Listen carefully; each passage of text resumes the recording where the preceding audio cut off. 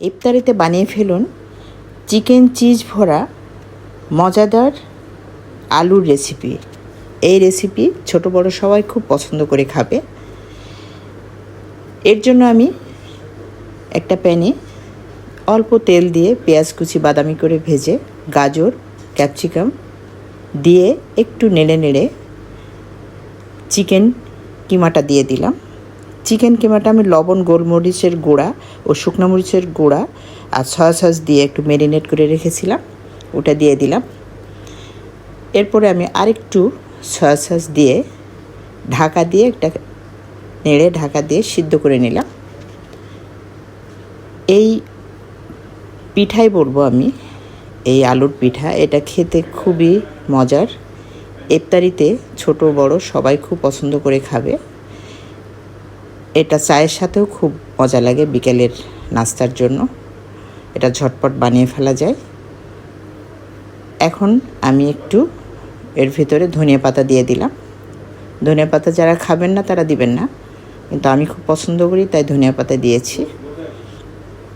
এখন এখানে কর্নফ্লাওয়ার একটু দিয়ে এটাকে মাখা মাখা করে নিলাম, নিয়ে এটা নামিয়ে রেখেছি। এখন আমি এই একটু কয়েকটা আলু সিদ্ধ করে রেখেছিলাম, সিদ্ধ করে ভর্তা করে রেখেছিলাম, স্ম্যাশ করে রেখেছিলাম। ওইটা আমি আলুটা আর ওর ভিতরে ময়দা দিয়ে আমি এখন এটা মাখিয়ে নেব। রুটি যাতে বেলা যায় এভাবে মাখিয়ে নেব।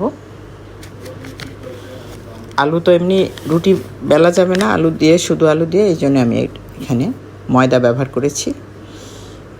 এখন এই কাইটাকে আমি 4টা ভাগে ভাগ করে নিলাম, নিয়ে এটা রুটি আকারে আমি এখানে বেলে নেব।